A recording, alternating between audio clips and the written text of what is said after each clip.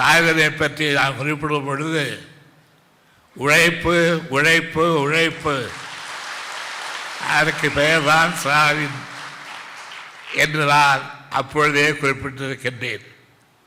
அந்த உழைப்பின் தன்மையை, அந்த உழைப்பின் மேன்மையை, அந்த உழைப்பின் வலிமையை நீங்கள் இன்று உணர்ந்து கொண்டிருக்கின்றீர்கள். 13 வயதில் கோபாலபுரத்தில் கழக கொடி பிடித்த அந்த கைகள் இன்று வரை கொள்கை குன்றாமல் கொடியேற்றிக் கொண்டிருக்கிறது.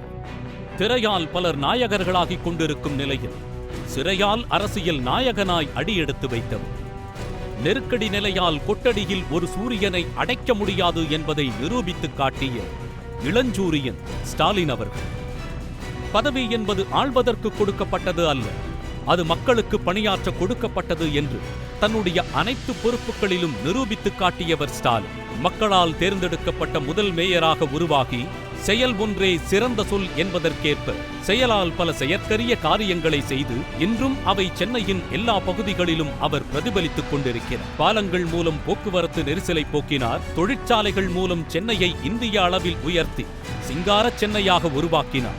மக்களுக்காக உழைத்தால் மக்கள் எப்போதும் மகுடம் சூட்டுவார்கள் என்பதற்கேற்ப 1000 விளக்கு தொகுதி மக்கள் 1989ஆம் ஆண்டு தங்களுக்காக உழைக்க சட்டமன்றம் அனுப்பி வைத்தனர்.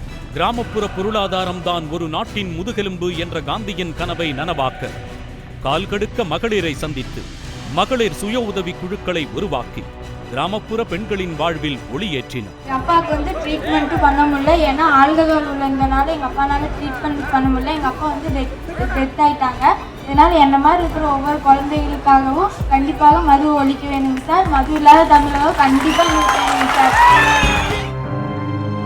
உள்ளாட்சியில் நல்லாட்சி தந்தவர் ஸ்டாலின் என்று உழைப்பையே தன்னகத்தில் கொண்டுள்ள தலைவர் கலைஞரின் பாராட்டே உள்ளாட்சியில் அவர் செய்த பணிகளை இன்றும் உணர்த்திக் கொண்டிருக்கிறது. ஸ்டாலின் ஒன்றும் தூக்கி வைத்த தொட்டில் செடி அல்ல, தமிழகம் முழுவதும் வேர் பரப்பி சுயம்பாய் விருட்சம் வீற்றிருக்கும் ஆலமரம் என்றார் கவிப்பேரரசு வைரமுத்து.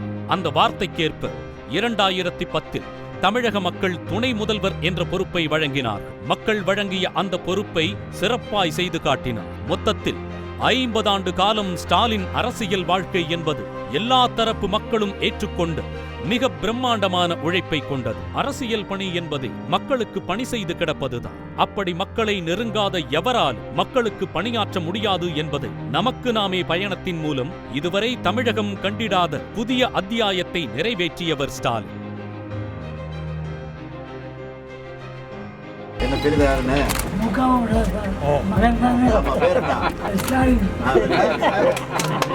தனக்கு எந்த பதவி கொடுத்தாலும் கட்சியின் முதல் தொண்டனாயிருந்து செயல்படவே விருப்பம் என எப்போதும் கூறும் ஸ்டாலின் இன்று மக்களின் முதல்வனா முன்னின்று அந்த தொண்டர்களையே வழிநடத்திக் கொண்டிருக்கிறார். ஐயாவின் அஞ்சாம், அண்ணாவின் அயராம், பேராசிரியரின் பிறழாம், கலைஞரின் கலங்காம், இங்கு இந்த நாளின் கலவைதான் ஸ்டாலின்.